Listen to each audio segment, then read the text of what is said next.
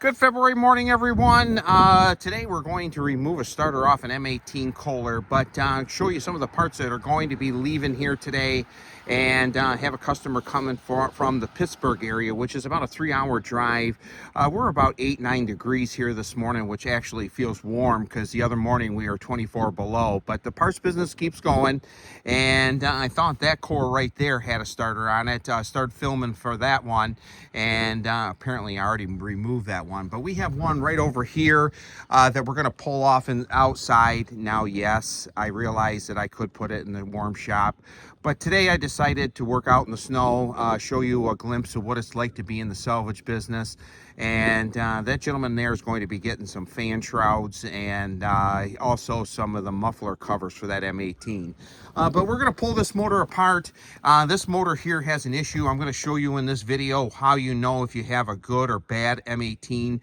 When you go to look at one of these, a 782 with a KT17 or an 1811, 1810, 1812, I'm going to show you how to test the motor. We're going to remove the starter first. The starter, of course, is on this side right here, and we're just going to tip it on the side, and we'll give you a good view. Now, a lot of people, actually 5 people, and this is only Thursday, have already contacted me about changing a starter on an M18. It's one of my most frequent questions to be asked. I have some videos on YouTube already. It's an easy job. A gentleman contacted me late last night, and he says, I got to pull the motor. No, you actually don't. Just pull the 3 bolts on the side of the side frame, tip it on the left hand side, put a bar underneath it, and you can squeeze right in there and remove that starter. Now, a lot of times I get the call that the starter is locked into the flywheel. Usually that issue there is a low battery. So when you have an M18 or a Command, at least run a 300, 350 battery in them. A 230 is not enough. They just don't have enough wall, especially in the cold we've had this year, because a 350 cold cranking amp will usually go around the 450 mark. So that's just a little bit of advice. I have a lot of people though that like them bargain batteries, but them bargain batteries get you in trouble. Pay the extra $15-20 and get the better battery. So we're going to flip that on the side, and we're going to remove that starter. One of the reasons I'm doing this is because I realize not everyone has a shop to work in, and I feel sorry for you guys that have to work out in the elements, and there's a lot of them that are working in old garages now. So this will give you kind of a glimpse. Yes, I work in the cold also. Right there's the starter, and you can see she has a lot of frost on it. So we're going to remove these bolts here. It's going to take a 3/8 to do it, 7/16 on the starter, and we'll have it right off. Have a bolt right down in here, which is already out, and that is one of the most important ones to have in there.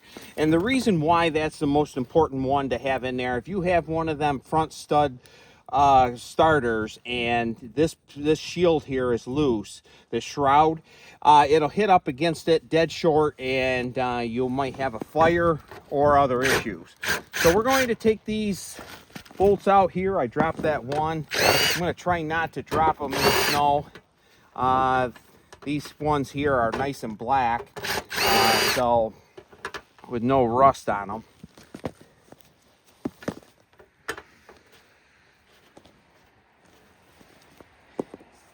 And you're going to have some issues when it's cold out here like this. There, that one's out.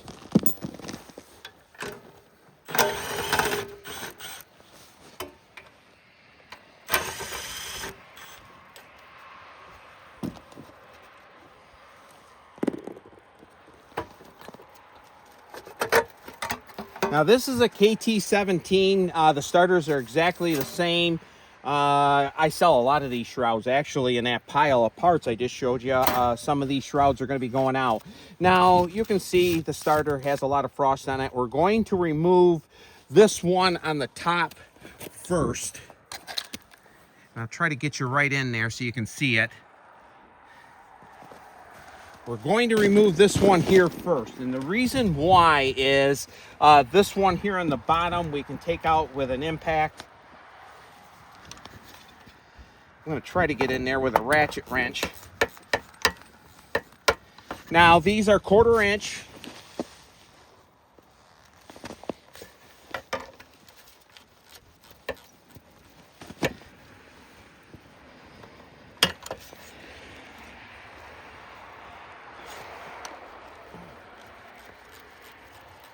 Now, the other day, it was pretty cold, and I took a steering box out of an I-1050. An I-1050 is one of them 0 turns with a steering wheel on it. It came out pretty easy. It was up to around 40 that day, so it was pretty nice. So we're going to get in there with an impact from the back. You'll be able to do the same thing. If you watch my other video on that 1812, which I still have that 1812, not the same motor in it, but I have the machine. I tipped it on the side of the chassis, put a bar down through it, and didn't even unhook the dry shaft or the controls as far as the choke and the throttle. So we're going to take this one out right here, which is going to take a 7/16.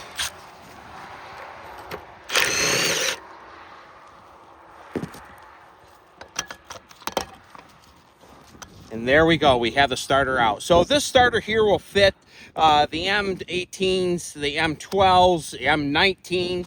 If you have a Gravely or a KT17 or a Series 2. So they're really not that big a deal. I know a lot of people sweat pulling the motor, but it really isn't that big a deal. So now before we end this video, I promised you I'd tell you how you can tell when you go look at an 1810, any of them, if you have a good or bad motor. Now, how you do it is really easy.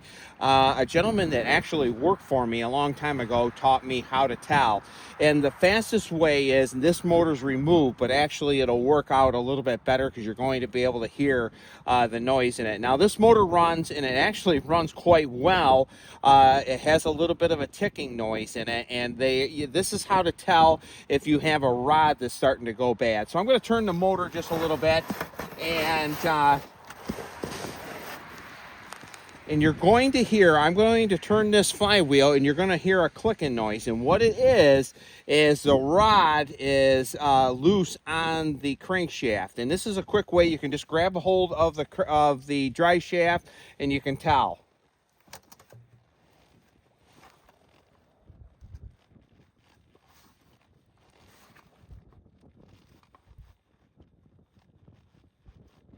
I'll get you down a little bit closer because you can't hear it really well. So I'll get you a little bit closer.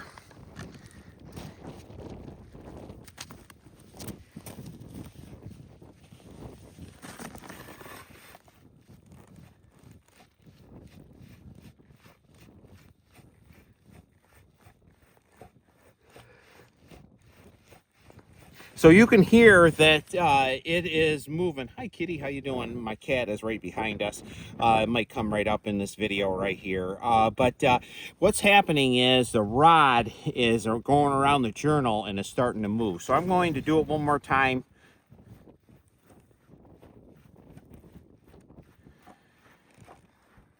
And that's how you tell when you go to look at one of these machines. Pull the left-hand panel off, and right underneath the fuel tank, and reach right in there on the driver, and go like this with it. If you hear that click noise, that motor is starting to go bad. That's a quick test, and you'll be able to tell if you have a good one or not. So thank you for watching. I appreciate it. In this video right here, we're going to have some snow plowing action. We're probably going to fix a hood for a Cyclops because I have a 2084 coming in. So like always, thanks for tuning in. And if you haven't subscribed to the channel, please do so. And we're going to move right on. Welcome back. Today we're going to repair a hood. This is a Kohler hood that came in on a Cyclops, and it's cracked right there. And of course it's cracked right in this area right here. Now I keep all the nose pieces and all the plastic.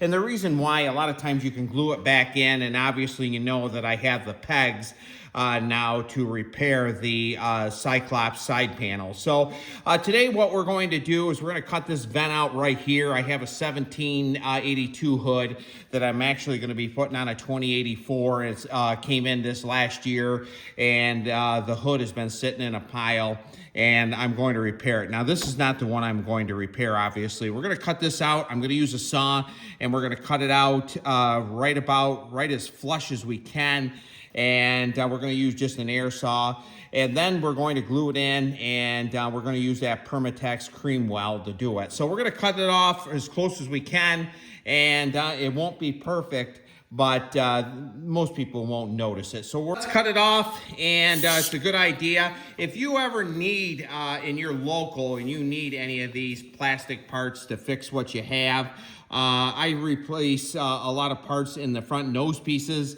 and on the hood. So just stop in and should have everything you need.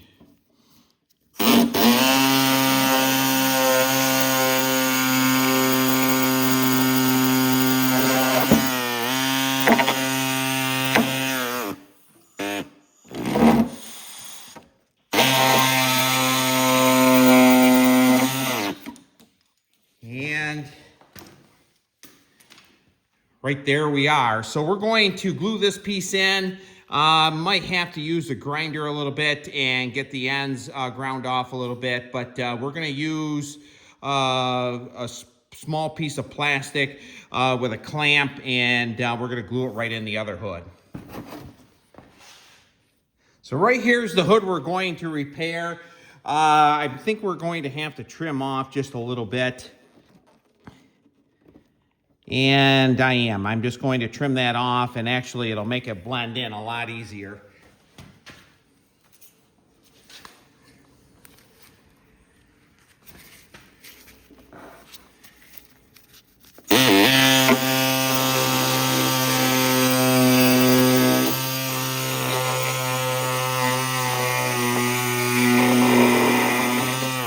Now we're going to test fit it.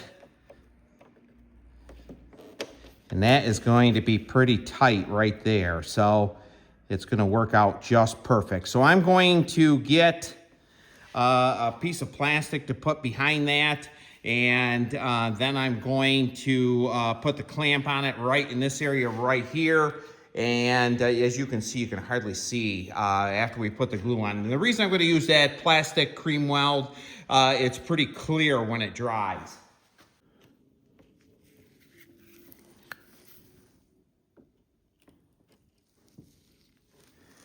And we're in pretty good shape right there.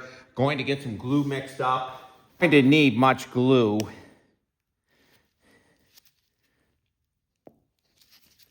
I think that'll be just about enough. Now I'm getting to the end of this tube right here. Permatex plastic welder cream works really well. Very inexpensive, about $6, $7 for that container. I think I'm going to take it back out. I'm going to put some glue on it on the ends. Now I'm going to waste a little bit of glue, no question. Now, if I get really particular, I'll take a Dremel and I'll go right down through and kind of clean it up a little bit. But we're going to be in pretty good shape. Now, you don't want to get much of that glue on your fingers because it'd be excellent if you smash a nail because it'll last on your fingers about 30 days. That's from experience.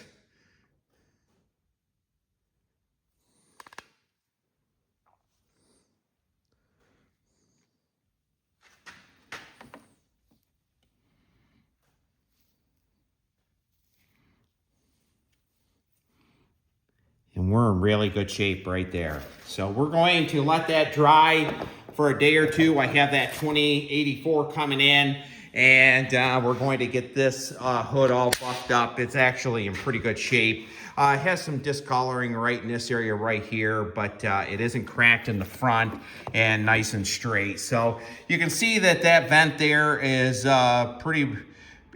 You're going to see it, but if you're not looking for it, you won't. So thank you as always. We're going to end this video here. I have some footage of plowing snow, and we've been getting a lot of snow I think it's around the 12th of February right now. So I don't keep track of the days. When you work 7 days a week, they all blend in. So we're awfully cold, 9 degrees out.